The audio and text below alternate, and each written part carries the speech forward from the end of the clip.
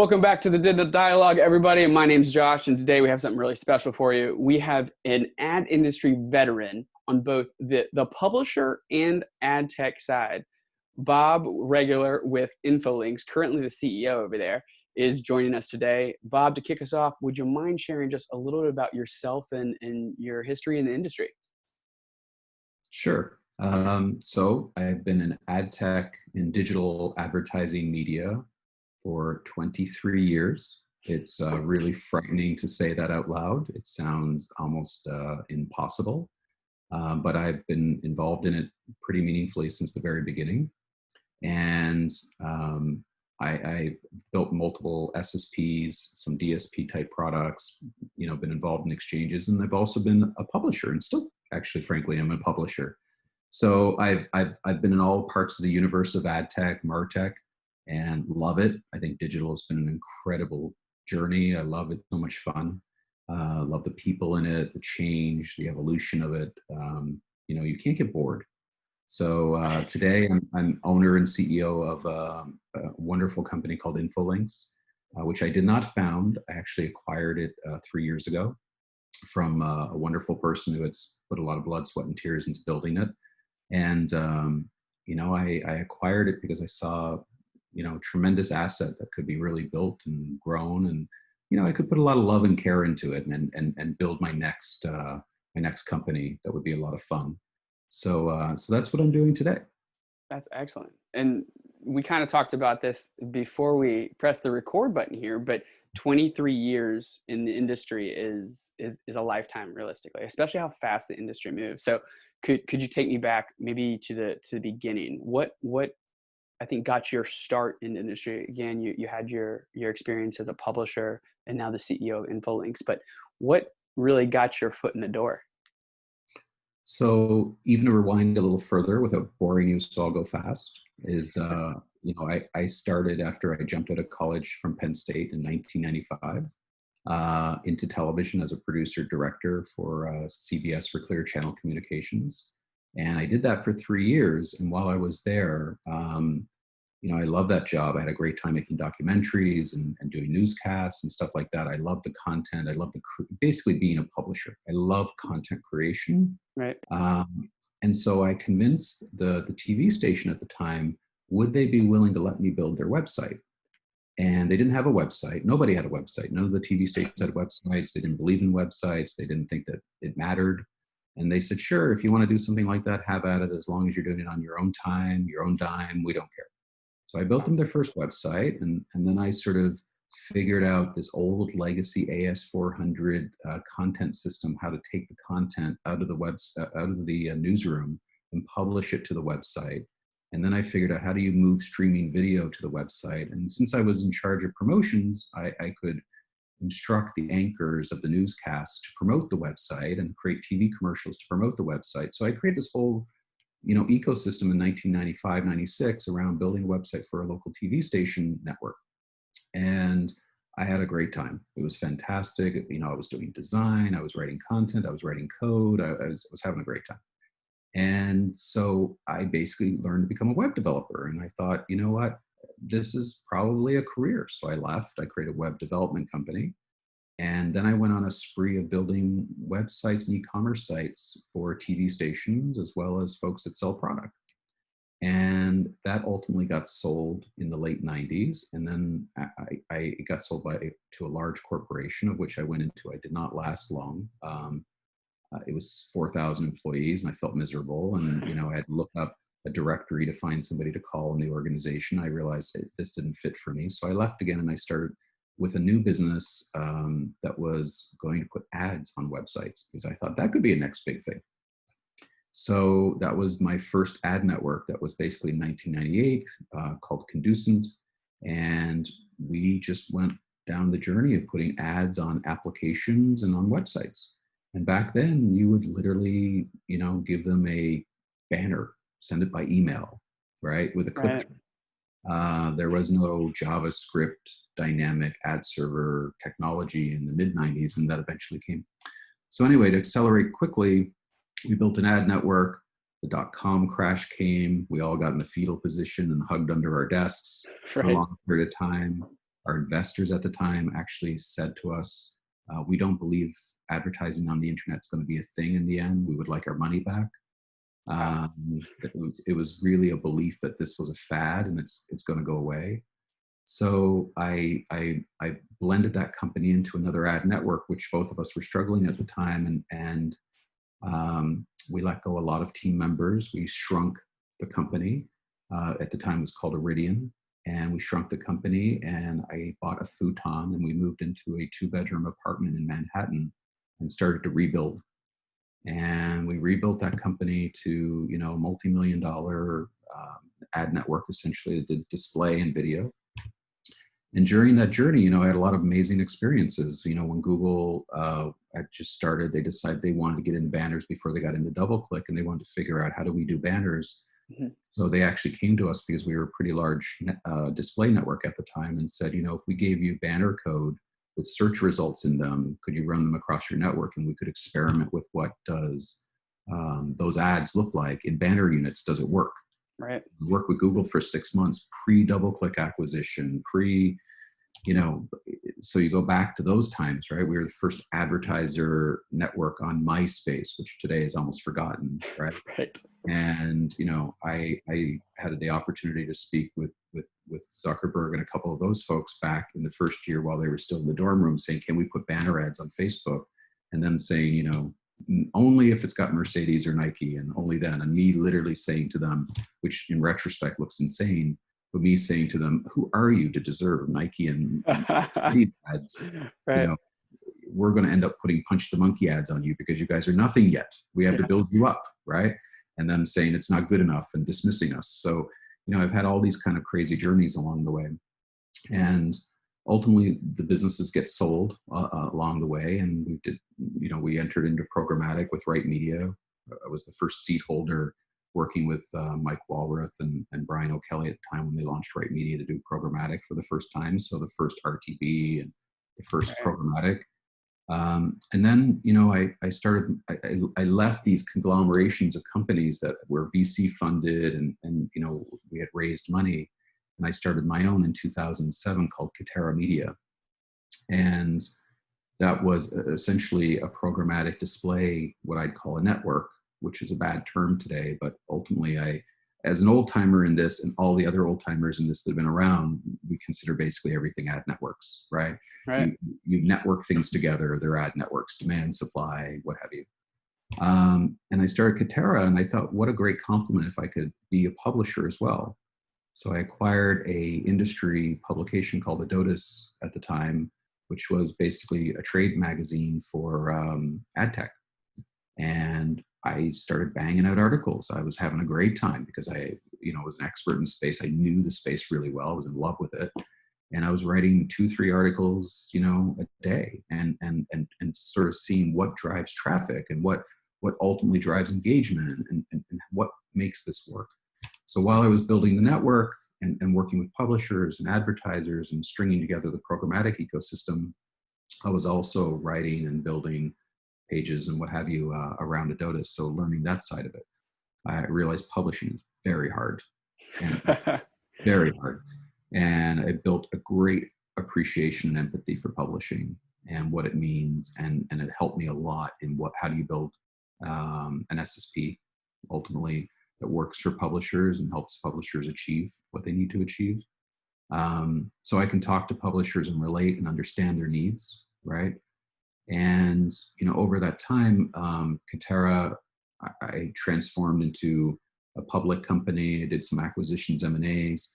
We changed the name to Propel Media, still a public entity. I left a little over 3 years ago. And, you know, the company had grown a lot. And I realized, to be honest with you, I really didn't like really large companies. Mm-hmm. It wasn't a good fit for my personality. I really, frankly, appreciate smaller, more agile, familial companies, right? Yeah. Where you feel you got a one-to-one relationship with the people that are touching things and moving things and changing things.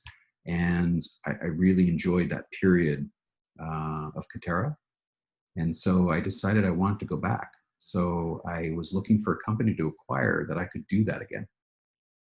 So I spent a year looking. I found infolinks, which fit the bill. right? And I acquired Infolinks 3 years ago, and it's been awesome ever since. Um, I realized I needed something special. I needed something distinct because our industry, whether it's publishing or ad tech, right, or advertiser side, struggles to have anything special. Everybody is commodified or, replicating each other, right, to get ahead. Right. So with Infolinks, I decided to take the opposite approach, frankly, of my 20 years of history, which was to do the hardest thing I could see. What was something that was going to be so difficult that nobody else wants to bother to do it because it's just too painful. And that was, building ad units that are distinct and unique and exclusive to us, and convincing publishers to put them on their site and only allow us to put them there and auction them. Right. And in an ecosystem, right, where every unit is programmatic and every unit is equal, and it's a democracy of exchange, right? And basically that's another wonderful explanation of commodity, right? Everything's Right. commodified. Every request is commodified. I wanted to essentially create the penthouse in every building, right? I wanted to have the penthouse location in every building. And for that, we go to publishers and we ask them to put our units on their sites that are distinct, and only we can auction them. And this allows me to go to advertisers and create a distinct exclusive unit, right? Exclusive placement across many, many tens of thousands of sites. Right. And I felt that's the only way, right, to stand out, create special value of viewability and special location. And it doesn't have to be the biggest. In fact, I don't want to be the biggest, right? Right. I want to have this distinct, special boutique, right, exclusive location, right? And the other SSPs will do a great job at being the biggest, right? And so that's the Infolinks story in a nutshell. We work with all the traditional demand providers and advertisers and agencies and DSPs and SSPs, and it's normal that way. But what we provide them is the best results possible that allow them to say, okay, well, you know what, I definitely want some of that. Right. Now, with your experience with Adotas, and then of course Infolinks being another acquisition that you've been through before, what you say fit the bill, but what really kind of lined up with you is this is wanted to be your next venture. You had the experience with the publisher side, and this makes sense, especially if you spent a year looking. So a few things checked the box for me. One was that it was only direct relationships with publishers. So ad tech in general, or networks in general, have had a history, SSPs have had a history of direct aggregators. And A lot of arbitrage. a lot of arbitrage. But also, a lot of, because it takes a lot of labor, right, to build a direct relationship. It's a lot of labor. And so to have a lot of direct relationships means you have to have a lot of people, right, to facilitate that. And so what I really like that Infolinks had spent the better part of 10 years doing is building a lot of direct relationships where there's code on page with the publisher. It is distinct code on page. It is one-to-one. There's no aggregation, primarily one to the publisher to Infolinks. And that takes a lot of pain and suffering to build. And you will see most SSPs don't want to go through that, right? And so we've done that. Everything is direct, or if it's with any form of aggregation, it's with someone who manages the site, right? Because obviously there's a lot of pub management companies that manage the role of the site, and the site doesn't want to personally deal with it anymore. And so we're happy to work with those pub management companies as well. But what we don't do, and the reason I bought the company is the company didn't do that, is there's no working through intermediaries, just rebrokering, rebuying, arbitraging, essentially getting something that they don't have control of. Right. So that was one very important thing. The other important thing was I wanted my own platform. I didn't want to rent a platform. I didn't want to buy a platform in terms of like a white label of a platform. I didn't want to go to a platform builder and start from scratch. I wanted a pre-existing platform that was versatile, that would allow me to create and invent new ad units of the future, would allow me to leverage the code on page to understand the activity of the audience. Right.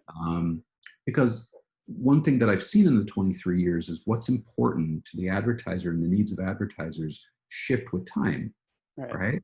And we see that going on right now with identity, right?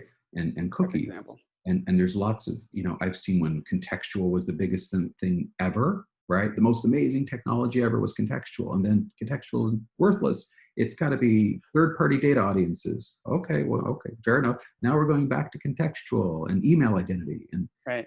so things wave, but the consistent thing you need is visibility into the site and to the audience so that you can shift and adjust, Right. right? And if you're just a transactional intermediary without any visibility or control, it's very hard to shift. Right.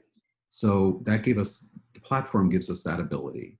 Because infolinks was frankly founded on the in-text concept, which was a popular ad unit at the time. It's not so popular anymore. And that idea was the ability to read the page, understand the text on the page, what's the semantic meaning of that text, and provide that context keyword upstream to the advertiser. We still Right. do all of that, right? That's coming back in fashion. It was wildly out of fashion, right, for the last 7-8 years. And then prior, when Infolinks started, that was the coolest thing ever. Right. So it's interesting to see how things come and they go. And then the other, important thing for me was a team. The team that I could build on that was solid. The team here was, they're rock stars. They were really, really good at what they do, in need of a direction, right? And that's not to put any negativity on the previous group, but ad tech has shifted dramatically over the last 10, 13 years, obviously, and that technology needed to be directed in a direction that was going where the market was going. And at the time that I bought it was ads.txt, it's sellers.json, it was RTB or header bidding connectivity. It was different than traditional direct sales with an IO, right? It's different. So the company hadn't evolved to deal with that. And that's one of the things that we did immediately with this team was say, all right, we have to embrace programmatic. We need to embrace header bidding. We need to embrace these things, right? And understand how they work with us. Right. So, so the team was great and they were positive. It's nothing better than a team that wants to win, a team that really is excited. And for me, my previous company, I don't know, was somewhere between 250, 300 people. It's hard to touch everybody and relate to everybody, right? And connect with everybody when you get to that size. So you end up dealing with management teams and you're in meetings all the time and you're in committees and, you're talking about HR a lot of the time and it's all important stuff. Right. Or the public accounting audit is happening. So let's review the data for weeks on end. All very important things. But my excitement is being one-on-one with the team, working with the product, building the solutions, seeing that I touch something, make something, or we make something happen, seeing the response to that fairly quickly. So, a smaller team really works for me. So I really enjoy that part of it. Yeah. That's great. Thank you for breaking that down. So I want to touch on that second piece you talked about. And I think the direct relationships as an SSP is extremely important. I mean, that's what we look for too, and we're partnering Right. up with somebody. Right. So just general thoughts with you being in the industry for so long and having the experience and having the knowledge, when or if do you even see intermediaries being part of this ecosystem at a certain point? Yeah. So there has been discussion for as long as I can remember, Josh, that intermediaries are going away. Right. Okay. Just to put a little, and he may not even remember this, but I had lunch in Manhattan with Frank Adante back in the very beginning before Rubicon had a name, about his vision to create Rubicon, because intermediaries, there were so many at the time, need to go away. And there should be really one central platform, right, that can manage a publisher's whole stack, right? And so I don't even remember what year that was, but as Frank and I discussed that, I remember saying to him, that's never going to happen. There's always going to be multiple intermediaries, right? Because the labor needed to manage the scale and the quantity of publishers' needs and the uniquenesses of those needs, right? Every publisher is not created equal, right? Every publisher is a tapestry of personalities, right? And so I said to him, I'm not sure if I really fully buying in that there's going to be one core platform, right? SSP. At the time, the terminology wasn't in existence, but one SSP that's going to manage. I said, I think there's going to be many, just like there were many ad networks that are going to cater. Maybe they'll be verticalized. Maybe they'll be around audience type. Maybe, I don't know what they will be, but that's probably, and of course, Rubicon formed and went gangbusters, right, with the concept. Right. And then, of course, PubMatic. For example, we as Katera were the first customer of PubMatic. Rajiv, the CEO, shared with me not too long ago the first contract that PubMatic did, which was with my company. And so going That's back, really cool. So it's like back and forth thinking about all these different platforms attempting, right, to democratize the inventory. Right. And the reality is that while there has been compression, while there's fewer than there was in 2005, 2010, there is a critical mass where you need a certain number of intermediaries, right, to manage the multitude of personalities and needs of the publisher marketplace, right? And you have a company that does that. There are other pub management companies. There's platforms like us that don't manage the publishers, but provide a very distinct unit for publishers, right? And all of us are like razor focused on perfecting our particular portion, right? And the moment we all try to become generalists, what happens every time, right? Mediocrity. Right. And so the key in all of this is all of us trying to at least work together in a fluid way, right? That allows the publisher to earn as much as they can and to have as good an experience as they can. Right. And so in my estimation, there will always be intermediaries. There will be as many or as few, depending on how well each intermediary manages the relationships portion, right, of the publisher side. And the pub management company phenomenon is really, frankly, I never thought it would happen, to tell you the truth. I wish I could have said I could forecasted it. I probably could have had the biggest pub management company, right? But I always thought the publisher would want to still hold the control, right, of what's happening. Right. Because I was a publisher and I was dealing with publishers, and publishers were so intimately concerned about the control of their monetization. I never ever thought that they would want to eject that and say, I trust you, company A, whatever it is, right, to handle it. Right. And so that's a phenomenon I didn't predict, but I think that phenomenon's taken over in many respects because, let's face it, this is hard. Right. Like what you do and what pub management companies do is really freaking hard because ad tech has gotten overly spaghetti complicated, Right. right? It's not as simple as put an ad on a page. And I think publishers mostly want to just create content. Right. I mean, that's why they got into it. Exactly. Right. I'm as a publisher that owns Adotas, and I've owned other publications in the past. When you do that, you just really want to create content and you want to do it well, and it's hard. And trying to figure out what content to create that will attract audiences and make them stick is hard. So getting into, is my eCPM on this ad unit on Mondays the best from this SSP? That's overly taxing, right? Right. So I can now understand the need for the pub management companies, and I can see their rise, right? And I can also see it's a fantastic, if you think how brilliant Google is, because Google has their moments of brilliance. Right. The fact that they can take that P&L off the books and outsource that to other companies at a moderate margin to manage the pub base, right, is pretty smart. Yeah. Right. So I think all of that has gone really well. There will be intermediaries. There will be plenty of them. But the commodification of the inventory and how the inventory is managed means that you will have to be really good at what you do, and you will need to have amazing relationships managing the publishers in order for you to live. Right. Right. And I think that's the future. It will keep going that way. I like what you said about the intermediaries. There could be as much or as little as them based on essentially what value they're bringing to the publishers, because I think the different groups in the industry and the ecosystem right now have a pretty clear value prop, and if you are an intermediary and you don't do a good job communicating that, you're probably going to fall off to the wayside. Right. No, So that's absolutely right. That's a really good point. And to be truthful, again, I've known Google before there was Google, right? Google has a vested interest in the pub management companies being there. And that's important, right? They don't need and want to deal with it. Right. Right? Let's be honest, right? It's not fun work, right? So they don't want to be ad ops specialists for publishers earning whatever dollars a day. Right. And so Google not wanting to kill you is a very good place to be. Very true. So, you know, that has to be mentioned once in a while, right? It's bringing value because Google wants it to bring value as well. So, you know, I think they will, intermediaries have a future. Yeah. Very cool.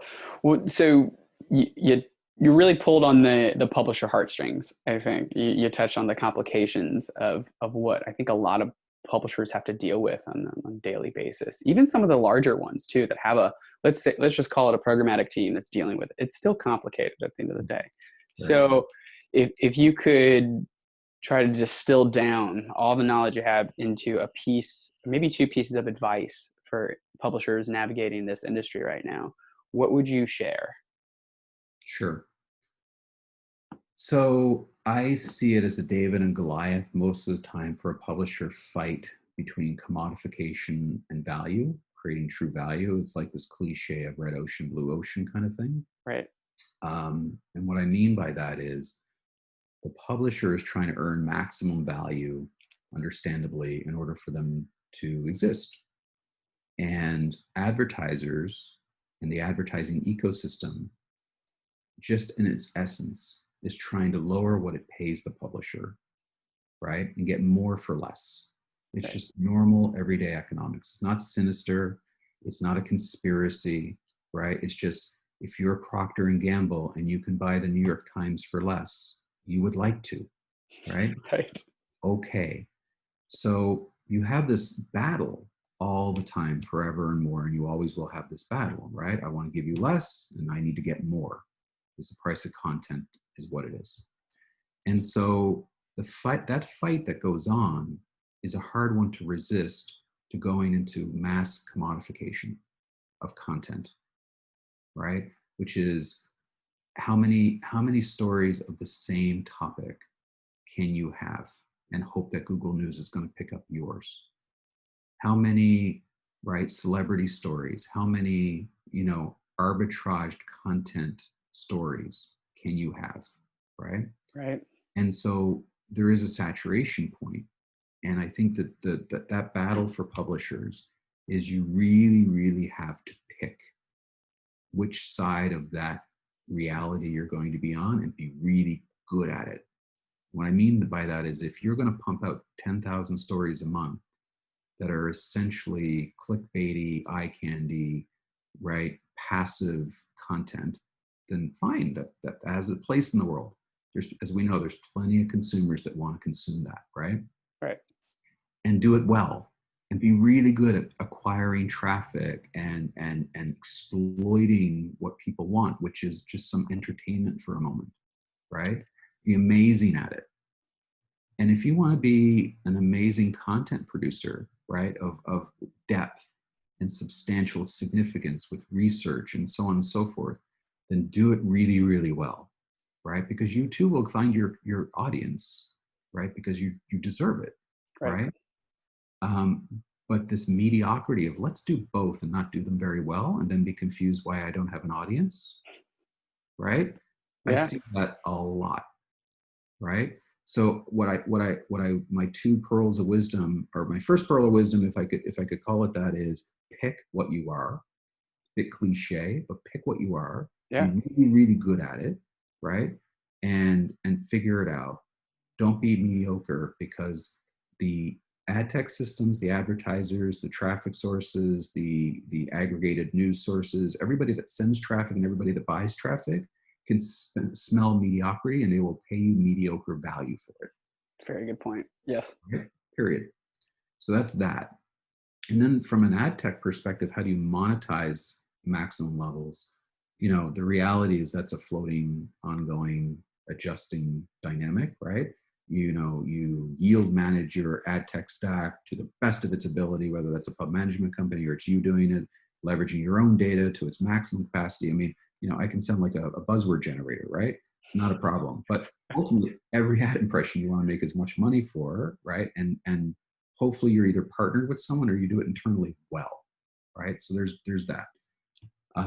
But I think for a long time coming, what I've seen is for the better part of 20 years, for example, if I looked at my publisher listed dashboard from my networks of 10, 15, 20 years ago, almost none of the publishers in each of those time periods that were of meaning are of meaning anymore. Okay? It's powerful. Right. And so the shifting sands of who's important and popular at the time, right, really come and go quite a bit when you consider it. I mean, there's obviously some institutionals, right? Right. You got your New York Times and your USA Today's and your Washington Post of the world, but let's subtract ourselves from them because there's an endemic audience there, right, independent of their digital. So, but everyone else is kind of, kind of coming and going, it's like a fight for attention, right? And so what I would say on that side is you have to build a value prop beyond, right, the school of fish of audiences coming and going, whether that's being really, really good at subscription because you're providing added value that someone's worthwhile giving you a few dollars a month for. You have to provide value maybe in knowledge sharing, whether that's white papers or things that people really need. Like, Right. all due respect to our industry, and I love it desperately, but I really don't need another white paper from the ad tech industry telling me the things I've heard 100 times before Right. with new graphs. Right. Right? Yes, viewability is important. Yes, we do need ads.text certification. Yes, and more detail on the obvious is not value add, right? Right. So that's an example in our space, right, where you can get a lot of the same old retreaded stuff that's not really valuable, but they want to be paid for it. So I think all publishers that are in all different types of content verticals, like, are you really creating distinct information that's compelling, right? It's obvious, good content. So, you got your subscriptions, you got your e-commerce needs, you got your audience and your ad tech optimizations to maximize there. But the last point I'll put on that second advice is the main thing I see in the past 23 years killing publishers is the fact that they don't know how to operate lean. They learn later when it's either too late, almost too late, right, to operate lean. And I can tell you how many publishers over the years I've talked to that have said after they had to make hard choices and get smart with resource costs, that have said, I can't believe how much we do with so much less now than before. Yeah. Right? And if you can start that way and stay that way and be conscientious about that way, you'll live through all the rest of it. Right. Be okay. You will be okay. But how many publishers have we seen the last 10 years that built massive staffs with massive complexity, massive VC raises? They're going to go dominate. They get tons of PR, so on and so forth, right? Everything came except the audience, right? Or everything came except the money value of the audiences. Right. And I think personally, it's just a personal opinion, you need to operate lean, humbly, and intelligently with your money, right? Maximizing your value, and the rest will work out. Yeah, I think that's a really good point, especially again your unique POV here of both a business owner and then also a publisher. Yeah. Again, you've seen both sides of it. So operating lean, I think that's just really good advice. And it's always easier to keep the weight off, right? Instead of trying to lose the weight. And that's to the point you just made. That's crazy. It's just like life, right? Like for me, yeah. me losing 10 pounds, right? It's like the hardest thing in the world. But gaining 10 pounds, holy cow. Right. It takes 3 trips to the kitchen. Apparently I put on 10 pounds. It's not a problem. Exactly. So now you've probably sparked the thoughts here of many publishers. So what is the easiest way for these publishers watching today to get access to you and infolinks? Sure. Very accessible. The can go to our website and fill out a contact form, and everything is triaged. So everything that comes in, it gets to me. I'm not, I haven't reached Brad Pitt status yet. Not So yet. not inaccessible. You don't have to call my publicist. But my wife still indulges me and says I'm close. So she's very kind, right? But it's easy to reach me. Go through the website. You can find me on LinkedIn, message me via LinkedIn. So I'm on Skype. So, you can find me on Skype. So I'm very accessible, and I love this industry. I love publishers. I love advertisers, being one of each of them along the way. I love to chat. I love to know people and love to hear what they're up to and their ideas. And we talk, all these type of things you and I just talked about.